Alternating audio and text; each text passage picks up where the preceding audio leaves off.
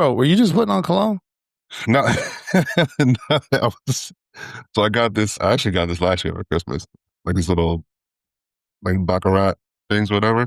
And I was just trying Uh-huh. to see if there was anything in there. It looked like there was some in there. So I was like, oh, I had actually forgot what the shit smelled like. So I was like, oh, it smells fucking amazing. Yeah, kind of, not really. Because there's no one else in the room with you, bro.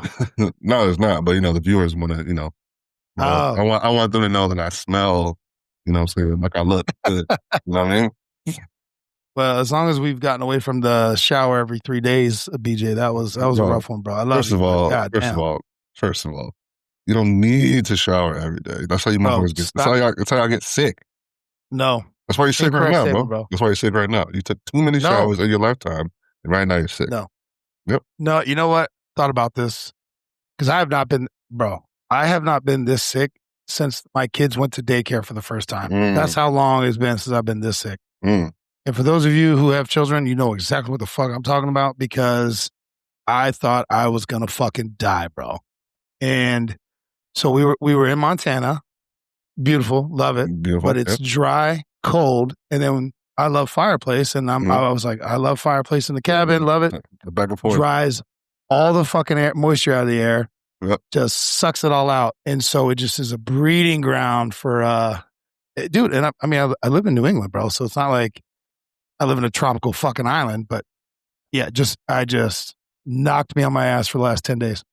I actually, sidebar, I didn't realize how dry it was getting. And I actually got a nosebleed on the plane back. I just happened to. I thought you were going to talk about. I thought you were going to say something about you went through half a bottle of lotion because I did, and I was like, God damn, bro. Didn't go through that, but luckily your sleeves on the whole time. But I just happened to have like napkins in my hand from like the snacks, whatever, and then I have to like get up and like do the whole thing. But I was like, am I bleeding? Bleed my own blood. Yeah, bro. Things to think about. And I feel like I've already done this 18 times this year. But a couple funny stories about flying once again. One, I got to talk about Mo's son. Because on the last day when everyone was leaving, bro, he goes, Mr. Tyler, why are the seats on the plane so small? I can't even lay down. He's 8, by the way. I'm like, He goes, I got to get my own plane because this is just too much. It's too much. He's like, it's too much for me. He's 8, bro. Right. And I'm like, what do you think about me, bro? He goes, I don't even know how you sit. I don't even know how you get in the plane. I was like, I feel you, bro. I feel you. Bro, he's great, man. He was definitely. He's a gentleman, bro. He's a gentleman. A gentleman in a scholar, bro. Hey, he's great, man. He's very, very funny. Yeah. Holding his own, bro. Holding his own. I told him he was best dressed for the whole weekend. Mo says that we have ruined him, as she knew we would. She doesn't like it when I show pic. She sent me a picture. He was in jeans, a dress shirt, cowboy boots, and a cowboy hat playing basketball. There we go. In Florida, bro. There we go. She goes, boy, take that dress shirt off. I was like, leave that man alone. He's going to grow out of it in a month anyway. Yeah, he just made me laugh the whole weekend. He's cracking me up. He's like, he comes over. He's like, my mom told me to tell you that we can get a whiskey before we leave. I was like, my man. Yeah. Whiskey and a cigar. What's up, baby? My man. What's up, baby? But Addict 1, Mo's son, tip of the cap, sir. Don't ever take that cowboy hat off. He actually was like, Ma, I need 2 more. I need a brown one and I need a gray one so I can match my outfits. I'm like, yeah. And you need to get belts to match too. And he should get some Stingray boots to match. See what I'm saying? Come on, bro. Keep that man fresh. But with that being said, I did fly first class because I am tired of coach and it just destroys my body. It didn't matter, bro. There's still ratchetry in first class. Right off the rip, bro. Right off the rip. Lady in front of me slams her seat all the way back into my lap to the point that I'm like, ping, ping, ping. Hey, you're literally in my lap. Can we just like an inch, bro? Just, so I could see the TV because it's actually now facing my chest. That's how far back you just slammed your seat back. Like, what are we doing, bro? Man, we talked about this once before. We need to get some sort of happy medium where, like, what? Well, you ever see these? I don't understand, bro. It kind of blows my mind. You ever seen these old pictures of how people used to travel like in the 80s? Dude, yes. And like what the planes used to look like. Dressed up, couches. They had a full service bar. Full service bar in there. Like you go have cocktails. In your room. I'm like, what happened to the planes? Bro, they don't care anymore. And the thing is this, it's like, okay, it must be more economic. I don't know about your tickets. My tickets were fucking exorbitant. Yeah, there's some, yeah. It was expensive. I paid some money. Yeah. Yeah. And it still don't matter. Don't matter. It doesn't matter. Bro, we need this. We need these shows. We need these podcasts to take off, bro. We need a Street Tales Network fucking private jet, bro. Yeah, enough to ride off a fucking private jet. God dang, bro. This shit is, I don't get it. Crazy. Anyway, enough about that. It's Christmas Eve. Merry Christmas, brother. Happy New Year. All the things. All the things. Happy holidays. Happy holidays. All the things. Kwanzaa, whatever you got going on, all of that. You know what? Let me do this. We didn't talk about it, but because I want your opinion. You don't have kids yet, even though you have like, I don't know, 70 nieces and nephews, bro, at this point. I don't even know how many you got. Because everyone that meets you just says Uncle BJ. There we go. So my kids were they were in elementary school. I don't know, 8, 9, something like that. And they were like, all my friends say Santa Claus isn't real. And my take, because this is the thing, I do believe in Santa Claus. Do I believe it's a fat white dude climbing down chimneys? No. But even in a Christian faith or a Catholic faith or whatever faith you got, actually, I wonder, I don't know much about all of them, but I know in Judaism, actually, I don't know about Islam, but they talk about spirits, right? They talk about good and evil. Yeah. So there is good and evil. There's spirits, right? They usually harp on the evil spirits, but I do believe in good spirits, positive spirits. And there is a feeling, and correct me if you think I'm crazy, around Christmas time, you feel happier typically. You just have the spirit of giving typically. And so the spirit of Saint Nick, I think is a very real thing. And that's how I phrased it. And I don't care, because I saw some stupid thing online about, white Santa Claus, black Santa Claus. I don't know what it is.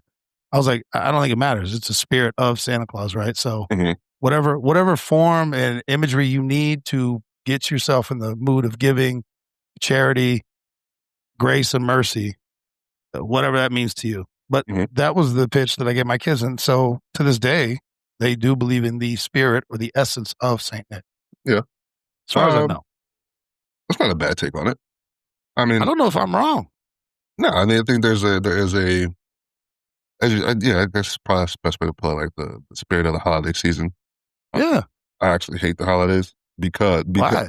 And it's not, it's more of like, in the sense of like, yeah, everybody's got the holiday spirit, all extra nice and yada, yada. And I'm like, why don't you just do that all the time? I think you should. You know what I'm saying? I'm like, it's almost like someone else, it bothers me in the sense of like, so you can do that. You just don't do it the rest of the year. You know? Because that's just, I operate in the same way, all the time, right? So like, trying to be generous, nice people, helping, whatever, like I just try to carry that all the time. So I see people kind of like, in the sense of, it's borderline, almost to the sense of like it being disingenuous. Well, let me ask you this. It could be, but you got to start somewhere, right? Well, yeah. So let's say you've been a fucking asshole, Scrooge, we'll just do that just because it's the holidays. Fuck it. Why not? But the hope, I guess, the plan, the promise is that maybe that act, that feeling will carry on through the year. I used to say all the time, it doesn't cost you anything to be nice. I'm starting to retract on that because I think it does. Might not cost you money, but it costs you it costs me energy and effort, and sometimes I don't want to be. Yeah. So I'm going to retract on that. It does cost you something, but I think it is easier. No. I think it's better for your soul if you try to be nice. But now listen, I'm nice until it's time to not be nice. Exactly. I will give you my best effort. I'm trying to be nice. Yeah. Yes. I agree. Yeah. Expounding on that. This is a thought I've had at this stage of my life, right? How you just put it. It does cost you something to be. Yeah, it does. And I've kind of gotten to the stage in my life where it's like, I don't think I have any more to give as far as like being extra, actually just being like genuinely nice to people and not and not getting it back. If that makes sense. Depends on from who. Well, yeah. Well, I mean, obviously, those close to me, I agree with you. It's like, come on, man. Yeah, but also at this stage of the game, you need that reciprocity, bro. You gotta have it. Does it have to equal, or what is equal in your mind? It doesn't have to be. It's not tit for tat, right? So it's not like it's not just for just not necessarily keeping score, but like I would put the spirit of Christmas. You can't really quantify what that is, right? But you feel it. You know what I mean? So it's like for actually, you motherfucker. I just realized this. We were at the wedding, needed some cash. I just happened to have my wallet on me, cash. You're like, oh, bro, I can bring it back. I was like, bro, first of all, whatever the amount was, I don't give a fuck. But you're my guy, you're my brother. I don't give a fuck about that. You know what I'm saying? But even then, I noticed like a week later, I just happened to go on Venmo. I was like, this motherfucker sent me the money. I told you not to do that. But like, bro. You know what I'm saying? But what I'm saying is like that, like that kind of shit. You know what I mean? So it's like I never even if you hadn't done that, I wouldn't have felt like you were taking advantage or like doing whatever, because there's reciprocity in our relationship. You know what I'm saying? Yeah. So it's like when you're not getting like that back and forth, like you're not feeling the value back and forth. That's what I mean. Yeah. No, that's true. So I've been doing this resolution. Well, it's not necessarily a New Year's resolution, but I'm going to try to continue it. But I'm trying to be a man of my word to the best of my ability. So if I say, hey, I got you, I'm doing my best to make sure I follow up on that. And sometimes I do get sidetracked. I will say my brother hit me up. He goes, so did you ever digitize those photos? And my brain went, I remember we talked about this 2 years ago. Yeah. What photos? And so now I'm like, fuck, bro, I have no idea what you're talking about. I remember this conversation. I remember we did talk about this. So now I'm like, shit, I gotta go figure that out. You're like, that's a holiday project. I remember that briefly. Damn, bro. Yeah. Yes. I do remember we talked about it. I've had a bunch of things happen between then and now, but so just stuff like that. And well, I'm also very excited. I've started working on the book number 2. It's not going to be Street Tales Volume 2. This was a promise I made to Sergeant Major Dave Devaney, and we talked about it. But now it's coming to fruition, bro. I think it's going to be a banger. Good, I'm excited for it. It's going to be a banger, bro. Well, we're on the topic. New Year's goals. Yeah. What you got? New Year's goals. Perfect. Professionally. Professionally. All right, we'll do professional first, just because it's heavy on my mind. Because I've got obviously the book. Work. Well, my day job wise, I've got so much shit going on. That's going to be a banger. First 6 months of the year, it's going to be a lot. And then I've got the book. That's probably not going to come out to the fall. I'm trying to set realistic goals because I got too much going on. Podcasts. I'm very excited. Actually, I was going to send this out, but we'll have a team meeting next week. Hopefully, sometime during the week before New Year's Eve or whatever, because I want to set the stage. I think we have a good handle on it now. Dude, the fundraiser. Vicky Speed. Her episode's coming out in 2 weeks, but and it's going to kind of set the tone. But working on setting up a fundraiser for Blue Cancer Connect out in LA, the Village Studios. Let's go, baby. I'd love to do that. Just going big, bro. Next year, I want to go for it professionally. I like it. We're going to push the chips in the table, bro. No more nickel and dime. I feel like we got a pretty good handle. We got a great team. So that's that. Personally, I've got a lot, bro. Baby girl is graduating high school, going to college. I got to go see my son in Japan. Yeah, bro. I got a lot going on. Relationally, I got a lot going on. Yeah. Yes. Yeah. Brought something. I just thought I was going to ask you about the Japan thing. I'm very excited for that. That's going to be great. Bro. It's going to be great. Yes. It's going to be great. You think you're going to see your brother when you're out there? I don't know how that works out. Depends on the layover. I don't know. That might be one of those last minute deals. Yeah, you gotta go see River, bro. Bro, he was fired up, bro. That's a big kid. He's mad cute, bro. Bro, let me ask you this, and we'll edit it if you're like, bro, you can't say that shit. because I think it was being taken as derogatory, and I didn't mean it that way. But I was like, he's like a Mongolian baby, bro. Like what I'm in my head, it's just like warrior status because he's a big fucking kid. There he is, bro. Genghis Khan took over the fucking known world when he was, So that's where my head went. But my brother is Appalachian white, phrase it that way, and his wife is Chinese. Yeah, and so River, I don't even know if I could say this. I might edit out his name, but anyway, dude, he's a big kid, bro. But he's calm. He's chill. Bro. He's checking shit out, bro. He doesn't have that. He doesn't have that glassy, like, I don't know what's happening look. Bro, he's locked in. Bro, he was looking at me and didn't blink like once. He was just like locked in, like he's checking it out. Yeah, he's like, yeah. I was like, I guess I lost the fight with the baby because I looked away and I was like, is he okay? Yeah, yeah, he's checking you out, bro. Yeah, I'm like, he's asking me if I'm good. Like, bro, are you good? Like, I owe you money or something? Like, what's going on? Man? You might. You want to fight? You might, bro. Like, okay, just, you're a lot smaller than me. I don't want to, I come with snacks, bro. But come on, right? I will say, my brother is 8 years younger than me. The older brother? So, big brother, little brother is how it's been forever. But I told him to his face. I texted him. I called him. I really want to drive the point home, but I'm just like, it made me happy, and I don't know, all the ways that I can make a brother happy, I guess, or just to see him in dad mode. Yeah. Because I was like, bro, you're doing the right thing. You give a shit about your family, which is like, you're doing what you're supposed to do. I get it, but it's just, it's a different thing to see it. Mm-hmm. Made me happy, bro. Proud brother, I guess. I don't know if that's a thing, but I am. Who was dad? My son with the, what do you call that shit? The swaddle on? Yeah, bro.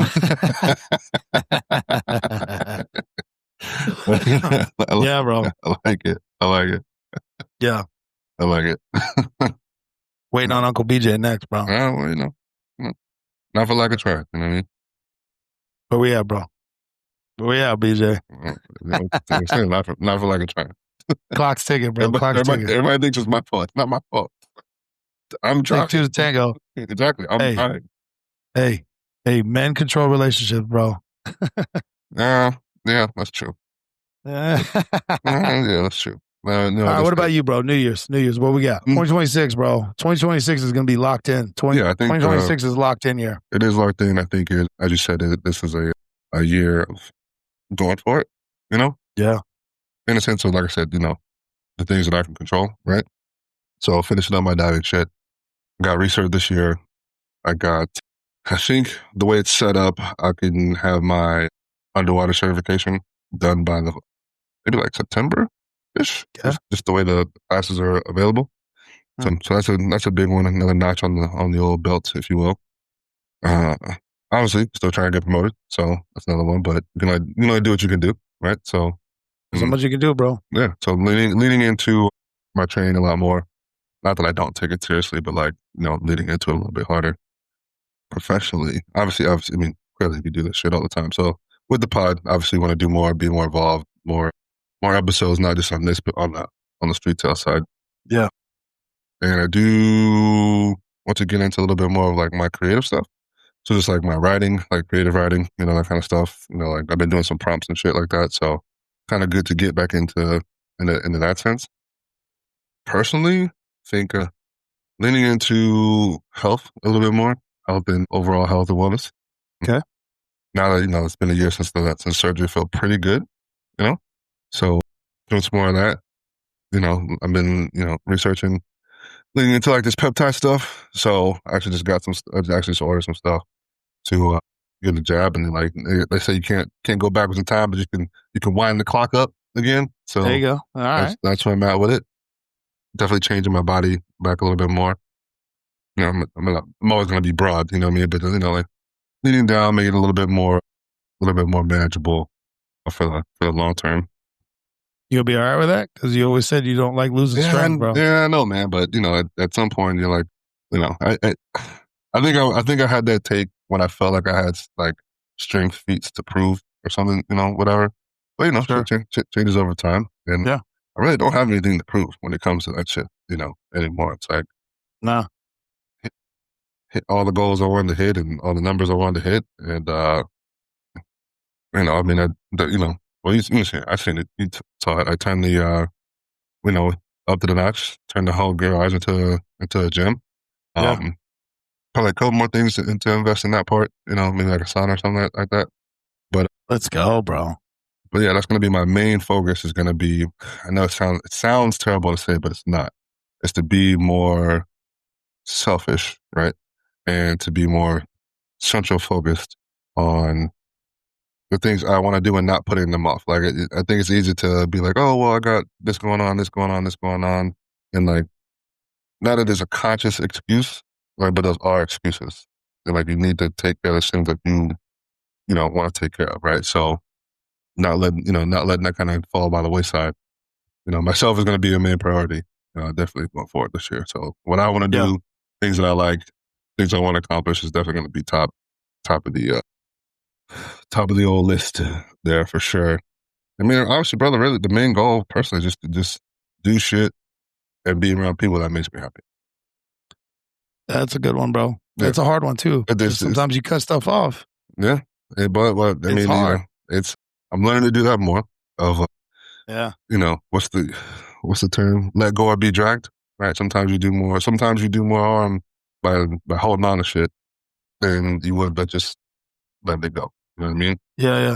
I found that's more true. I think when it comes to like obviously relationships and like people, but it's also got to be other like things too. Like habits or situations you put yourself in. Decisions that you're making. You know what I mean? Because like for example, you say, hey, do you want to just lift 8,000 pounds all the time or whatever? It's like, okay, you could be doing, that may be holding you back from the goals that you actually want to achieve. And that's kind of where I'm at with it. I guess that's the better way of explaining it is I realize that we have to let that go to actually get over. Oh, perfect thing. I heard this wonderful quote, right? You know me, I love a fucking quote, right? But I heard this one, and actually I should have called you when it resonated with me. But it quote goes, I found my rhythm once I learned that taking a step backwards is also a part of the dance. I was like, that's good, bro. Yeah, I was like, I like that. Sometimes you be deterred, like, taking a step back or falling off or do whatever. It's like, that's part of it.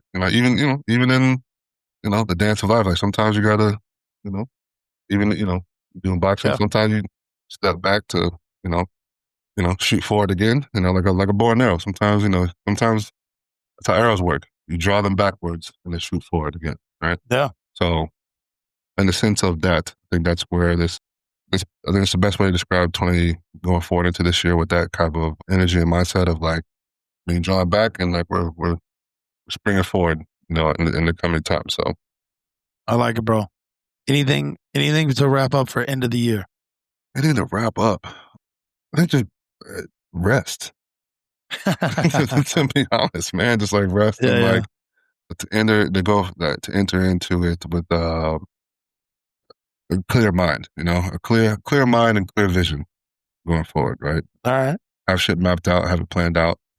I'll probably do this in the next couple of days or so, but like sit down and actually like write a lot of these things out. Goals, plans. It's one thing to just have like I don't say like a dream or like a goal or whatever, but like, okay, yeah, great, awesome.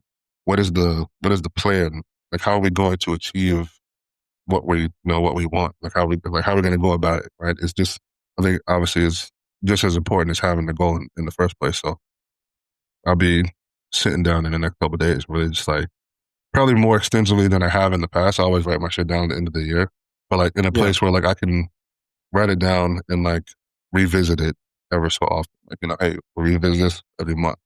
Like really, really break it down. Like, like, hey, what's my goal for the week? What's my goal for the month? What's the goal for the first quarter? What's the goal for half the year? Like that kind of thing. So you can actually have a manageable, quantifiable way to look at where you are, kind of manage and see where you're at with everything. You are probably the first person I ever knew. This is back in the day when I'd go to your house or whatever. You'd have just scraps of notebook paper taped up on the wall, mirror, wherever it was. I can't remember. It's changed depending on where you live. but just like a scrap of notebook paper, you know, Yep. and it would have goals, and you would have things for the year, things for the month, things for the week, and you would change them out. And I was like, bro, what do you do that for? You're like, because I have to look at it. You have to see it every day. I gotta see it every day. And it's about so much shit. There's so much noise, and I've really just taken like even on social media. You don't even notice, but just kind of just like taking a break. Like, sometimes it's like there's a lot of noise, and that writing it down and looking at it helps me like center it back to where like too much noise going on. I need to look. Okay, boom. This helps me stay on point, stay focused, stay centered in where I need to be, because the noise can be loud and bro, there's so much shit going on. Everything is just so distracting. And it's like, while the things that are loud can be important, this is what I mean by being selfish, can be important. It's not conducive to where I'm trying to go or where I need to go. So I have to cut those things off. I have to like for example, Epstein shit, right? It's a lot of noise. It's very loud, right? It's like, but that has no bearing on my day-to-day life and the goals I'm trying to accomplish or the things I'm trying to do or what's interesting to talk about. It has no bearing. It's just noise. It's in the way of what I need to be focusing on. You know what I'm saying? I'm gonna let that hang the way it is, because I want to expound on it, but I agree with you. I can't. 15 seconds. Mm-hmm. There's so much shit on social media, news, TV, wherever the fuck you get your stuff. To me, it's petty, and a lot of it's gross. Mm-hmm. And I'm trying to do better. Sometimes it'll affect my mood. Mm-hmm. That's how much I start thinking about something. And it's like, how is this affecting me right now? Like, what the fuck are we doing? Yeah. It doesn't matter. I still have to get up, go to work. I need to work out. I need to take care of my family. Mm-hmm. I need to take care of my business. You see what I'm saying? Like, what am I doing? Why am I injecting that shit into my brain? Exactly. And I found I've done this before, and more so when I'm working, because it's, sometimes you get that lull in the whatever, right? Yeah. But you're like, I may be not necessarily doom scrolling, but like, you're watching the video, you're watching the thing or whatever, and like you looked up and 20, 30 minutes has gone by, and you're like, you're kind of just like, damn, you realize you were just stuck there for however long. You're like, what? Yeah. The fuck am I doing? Like, bro, get up. Not to like, so in the terms of personal goals, what I've learned is the hardest part of anything and of any movement, especially when it comes to like working out, whatever. But this translates into life is getting started. The hardest part of anything, the most force you're gonna need to do any motion is starting from no moment. Is getting started. Just start. And I literally sometimes I have to tell myself, just like when it's in your brain, it's on my brain, just move. Just get started. Start moving. Like, don't let those thoughts or intentions or whatever kind of like come and go, because otherwise you end up being fucking stuck. And like, not that you wasted time, but like this, you could have been using your time more wisely and more beneficial in moving in a direction that you actually wanted to go in, other than just you're prolonging where you want to go by just being stuck and not doing anything. Right. So it's like, even if you're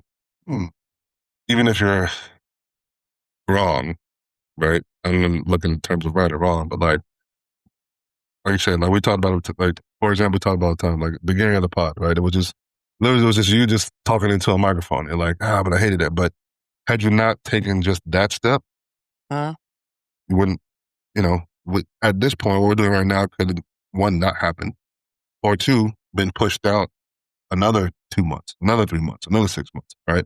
So it's like, just starting. I literally sometimes have to tell myself, like, how long feel like doing this? Get up. Like, get up. Move. Yeah. Move. Okay. And then once you start, you know what I mean? Like I said, that's the hardest part. What's that moment? We all know. It's like, once you hit that sled for the first time, that's the hardest part going to be. Like, hit that sled, and once it gets moving, now we're moving. You know what I mean? It's a lot easier to sustain movement than it is to start movement, right? So, I think that ties into men suffering in silence. But let me preface it with a couple things. Two things, because it's stuff that I'm actually working on as well. One is allowing people to appreciate you. That's very uncomfortable for me. I'm not used to it. I don't know if I'm not used to it, or I've never received it well, shall we say? Okay. it's okay. You know, I had a coworker say, "Hey, I would like to take you out to lunch. Just appreciate you, man." And I was just like, I immediately, Yeah. but dude, it was just a nice gesture, and I'm glad I did it. It goes beyond that. There's more things than that. You know, just hearing people say nice things about you is something I'm not good at, and so I'm trying to be better at receiving it and appreciating it. But I think that ties into the second part, allowing yourself to be happy. It's almost like even when things are going really, really well, because they are for me, they are. Things are going well for me personally. Finally, and we known each other a long time, bro. I've had some ups and downs, and I had some downs I didn't even know I was going through. But it's almost like I don't. It's like, do I deserve to be happy? And I don't even know if that's a good phrasing. The phrasing of it, deserving. I don't know if anyone deserves to be anything, but allowing yourself to be happy. It's still hard, bro. It's like good things are happening, and I'm waiting for the negative. I'm waiting. It's like it's almost like I can't even enjoy the good things that are happening because I'm waiting for the bad thing the other shoe to drop. I'm still struggling with that, bro. Still to this day, right now, as I talk to you, 42 years old, I'm still like, am I, oh, you know what? I like this. Am I allowed to be happy? I think that's a better way to phrase it than just, am I allowed? Am I allowed? Well, the answer is yes.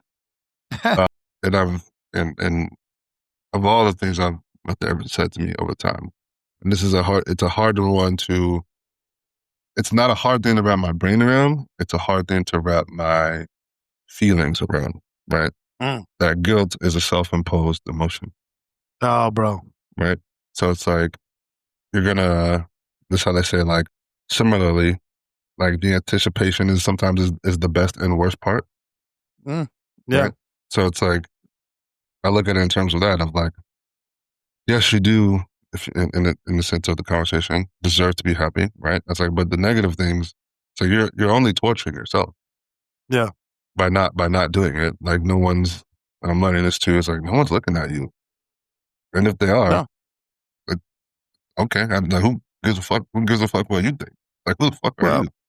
Well, we talked about this a few days ago, briefly, and we can expound on it here or not. But it's like people close to me that know me, and for people who haven't heard this show or have been listening to the show, there is no claim to perfection on this side of the mic. I have done plenty of fucked up things, sometimes intentionally, sometimes unintentionally. I always say I hate being an unintentional asshole. I could be an asshole by myself, but sometimes it happens. And it's like in the midst of doing something positive or good for myself, it's like I have a few people that just like to remind me of the fuckery that I did in my past. And I'm like, why you got to do that, man? I know that. Yeah. I was there. I did it. Yeah, I'm well aware. Trust me. I'm well aware, bro. And there is absolutely nothing I can do about it to the extent that, I can't go back in time and change. I wish I could, but I can't, right? And it's like, why you got to bring me down, bro? Why you got to bring me down in this moment? That concept of, I don't understand it, right? Yeah. But I think people who do that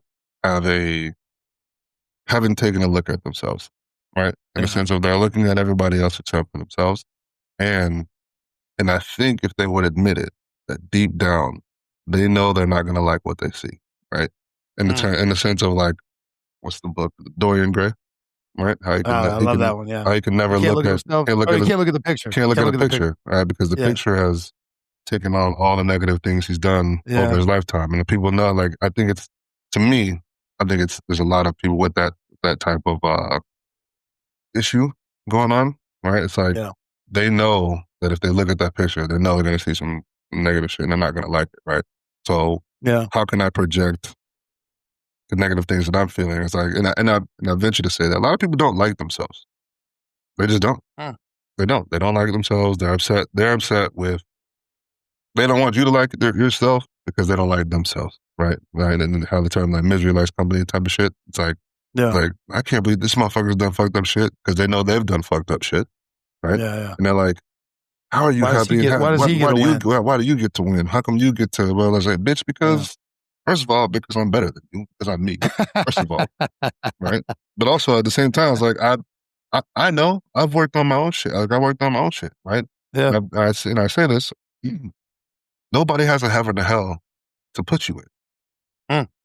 So, why would I be concerned with the, what's the term? What lions aren't concerned with their pains of sheep? Yeah. At all. Like Rick and Morty. He's like, your booze mean nothing to me. I see what you people clap for. Ooh, bro. They do drop. They do drop some there are some bangers on that show, bro. They drop some bangers, bro. Yeah. So it's like I would implore you to change your framing around those feelings when those come up. Yeah. Because I think it's like I said, I think a lot of the negativity or the downtroddenness you feel about that, I think it's self-imposed. And it would be different if if Ina was like, if Ina said something versus like some random motherfucker, like, bitch, you don't know what the fuck. You don't know what the fuck I'm doing. Yeah, randos don't bother me. It's not the randos, bro. But even then, right? Yeah. But even then, nobody, I think who said this, I want to say it's Michael Beasley said this. And I love Michael Beasley and his quotes. The way he thinks about shit, right? It's very similar to how I think about shit. He's like, at the beginning of every day, it was just me and God. He's like, so I like me. I like myself that much because of all the shit that I've been through. It was me and God, and that was it. It's like, for as many people that it's nice to have support and people close to you, cheering for whatever. It's like, but even when I was training clients, I would tell them, like, oh, you helped me. I said, I didn't do shit for you. I was like, yeah, you did all that work. I didn't lift out one rep for you. I didn't do not one thing for you. It's like everything that you got, you did on your own. I'm just here to cheer you on. I'm really just here to cheer you on when you feel like you can or you're losing focus or losing motivation. That's all I'm here to do. That's it. Yeah. I was like, so you have to. So you get all for all the negative shit. You get to keep all the glory as well. So all the good things you get to keep those as well because it's you. Yeah. Yeah. Nah. Yeah, I hear you on that. And dude, I was just watched Avatar last night, and it ties in. Mm-hmm. 3.5 hours long. It's too long. Let me just start there. It's too long. But and if I'm spoiling it for somebody, don't worry about it. You'll be fine. It's still a good movie. But the son and the dad, they lost their brother in the second movie. Mm-hmm. Well, the dad lost his son. The kid lost his brother. Mm-hmm. And there's the guilt. They both have guilt. And you see the struggle. And bro, I got a little teary-eyed. Mm-hmm. I mean, but you see the dad, he's trying to process. He can't. He's trying not to blame his son because that's ridiculous. Mm-hmm. The son is blaming himself. And so there's this whole back and forth, bro, to the point, bro, this is wild, man, in a movie. Mm-hmm. The kid holds a gun to his own head. He's going to kill himself because he's feeling that depressed. Mm-hmm. And his sister and his girl will say, are like, stay in this life with us. We love you. Mm-hmm. You are destined for greatness. Don't let that moment ruin who you are, the man you're to become, something like that. Bro, I'm in the movie theater like, get misty, bro. I was like, bro, how much more indicative could that be for men and women that you and I both know, things that we both seen, gone through, and I'm just like, yeah, stay here in this life. Don't let a mistake or that feeling that you have, that your own internal thoughts and demons, because nobody feels that about you but you. It was rough, bro. It got me a little bit. It got me in my field, bro. That's yeah. Well, I can't believe they showed that shit on fucking the big screen.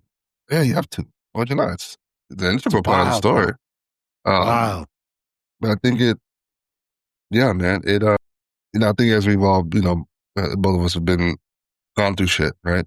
So it's, I think that the idea of not letting one moment ruin everything is powerful. And I think what we're talking about just a minute ago, I think that's what people try to do, right? It's like for all the mistakes that I've made, all the things that I wish I could have done differently or whatever. It's like people like to bring that shit up as opposed to all the good things you've done, right? In the sense of like, there's people, bro, and think about this shit. I just sit down on the porch and have a smoke and get into fucking in the thoughts, right? And I'm like, think about this. There's a group chat or a conversation happening right now about you, right? Oh yeah, about you, and there's people in this chat or in this conversation that are talking about negative things, right? So there's two sides to it, right? There's people who are talking about negative shit about you that one don't know anything about you. They only know one side. They only know what they've heard. Have zero experience of you at all as a person. Right? Yeah. None whatsoever. And there's also the other part of that. The other person who's saying the negative things that aren't telling the other good shit. Yeah. They're not telling us. Like, so you made, okay, so I did one and I made a mistake. Okay, whatever. Like, but you're not going to tell the other 3,000 good things that I've done? You're going to leave that, you're going to leave that part out of it? Yeah. Okay. All right. So, bro, my grandma used to tell me, because you know when your ear rings for some reason, you get that ringing in your ear. Bro, this is that old southern logic, bro. She was like, "Oh, that means somebody's talking about you." I believe that. And she goes, "It could be good, could be bad. It just means someone's talking about you." And I'm like, "Why are my ears ringing all the goddamn time?" Yeah, man. It's But dude, I'm 42 now. She told me that when I was like, I don't know, 6. I don't know, little. Yeah. I still think that's what my ear will ring. I'm like, damn, who's talking shit? Bro. Per example, I called you, right? I was working the other day. I was like, bro, I feel it. I feel something. I'm running into somebody I'm at a stage where I'm trying to distance myself from certain things that are not conducive for the life I want to live or I want my life to go. I try to create space, to create distance. And I'll be blocking and muting the fuck out of people on social media. I mean, muting the fuck out of that shit. It's like, cause it's not conducive, right? But like in the essence of like, I was like, not like a bad feeling, like, oh, something bad about that. But I'm like, I'm going to be confronted with something that I've been trying to like avoid, right? And I'm like, and that shit happened. I was like, fucking, it was probably what? Not even 20 minutes later. I was like, I fucking told you. Told you, bro. I fucking told you. I fucking knew it. And in the same sense of like, you know, people talking, it's like, I know you motherfuckers be talking about it. It's like, I know it. I know it. It's like, I just know. I know. Cause I have the feeling, and I'm like, I know it. And it's like, I also know, it's like, man, I know you got negative shit to say. It was like, you're not, if you're going to tell it, tell all of it. Tell the whole thing. Tell the whole rounded, whatever. Say, this is my whole entire experience with this person. And I'm learning at the same time is to not make it a two-way street and not hold people to where I met them at, right? And even in explaining it, you know, be like, oh, what do you think about so-and-so? And obviously because words are important and they matter, right? I've learned to say, my experience with so-and-so person, right, is based off of my interactions. I know this is not to speak on I'm not making a finite description of who they are, because I know that I wouldn't want that same level of, to be held to that same standard, right? To be like, oh, I had one bad experience with you, you're an asshole forever, right? Like, you know what I mean? Now, it's not the same thing as like, hey, you crossed me, and I'm gonna get you. Like, if I had the chance to get you back, probably gonna take that shot, right? But that's just our principle. It has nothing to speak to like whether you're good or bad or not. It just be like, it's like, hey man, you did, you know, X, Y, and Z to me. Nah, I can't. No, I can't fuck with you after that. You know what I'm saying? But I'm not gonna say that you're a bad person per se. It's just like, this is just my experience with this person in this lifetime, and I'd rather not. Yeah. You know what I mean? Yeah. No, for sure. But for sure.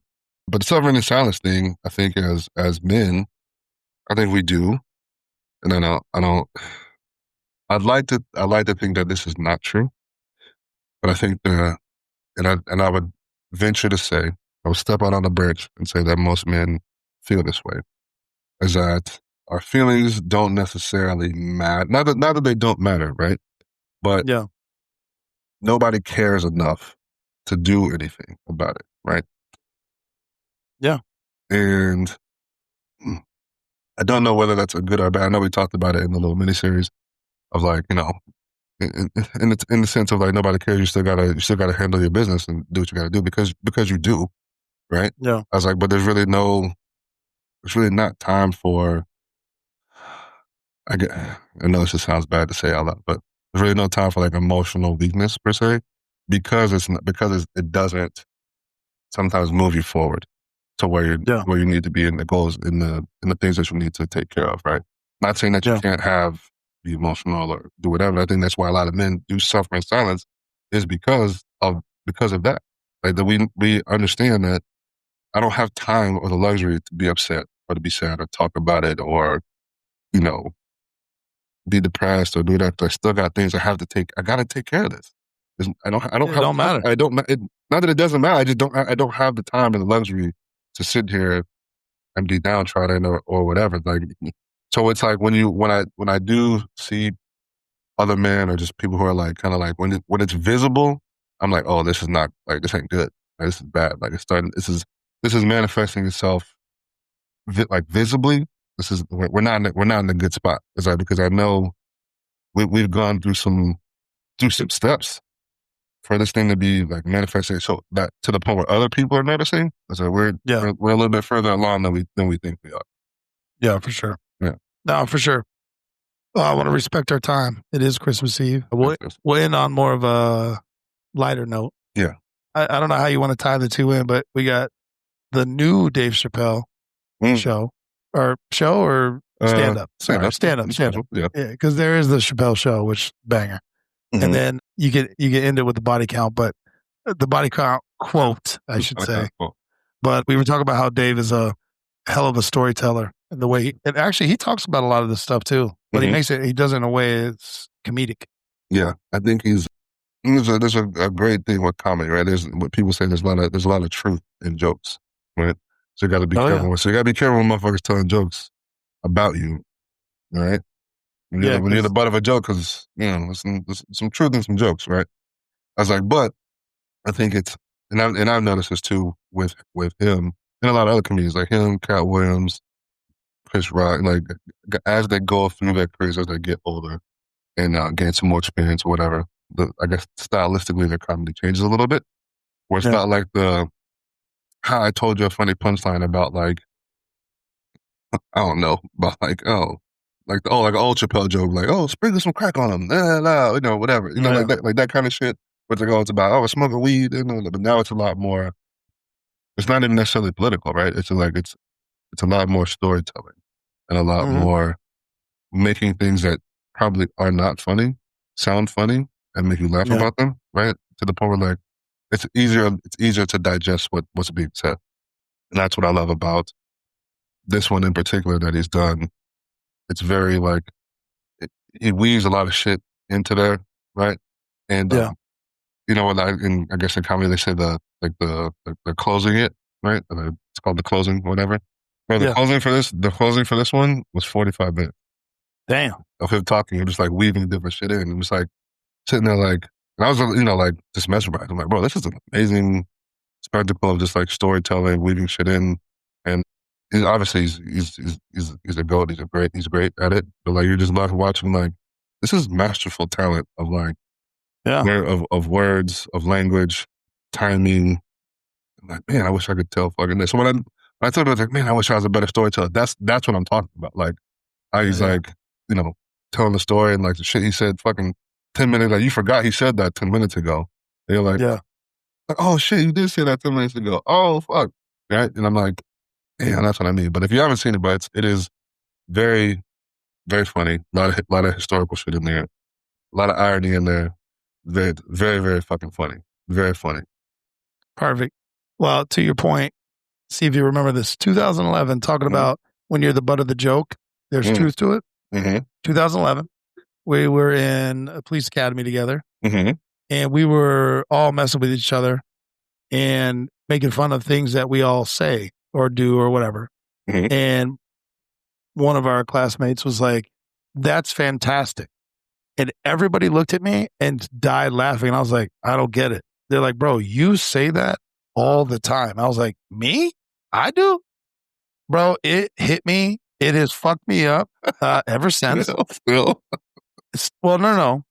Because I didn't even realize I was saying it. It's like a subconscious filler, or I don't know. I guess I still do it.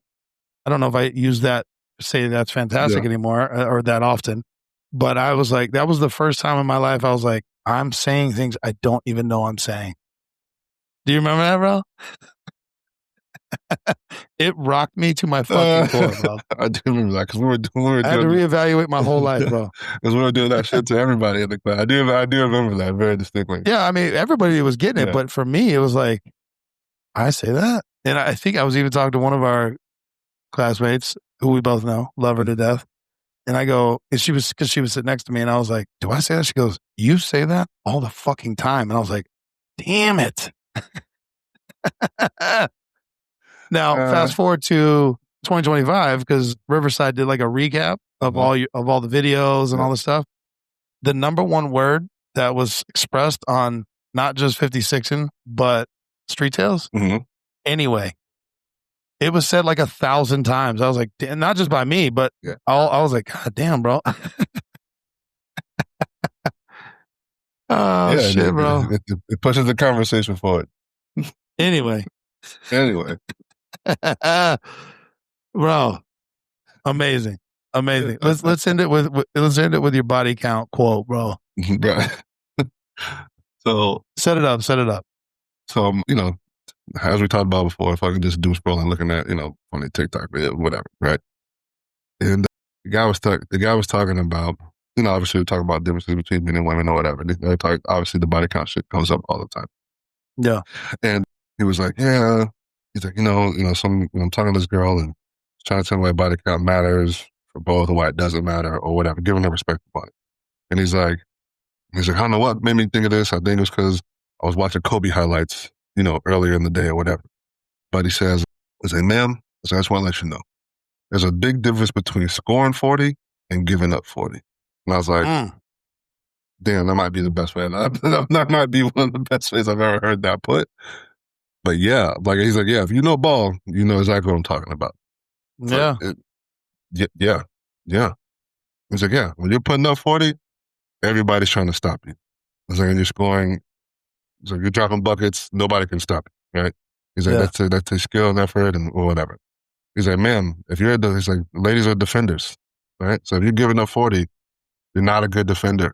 And I was like, damn, man. Got him, bro. Got him. I was like, shit. Got him. It's like, damn.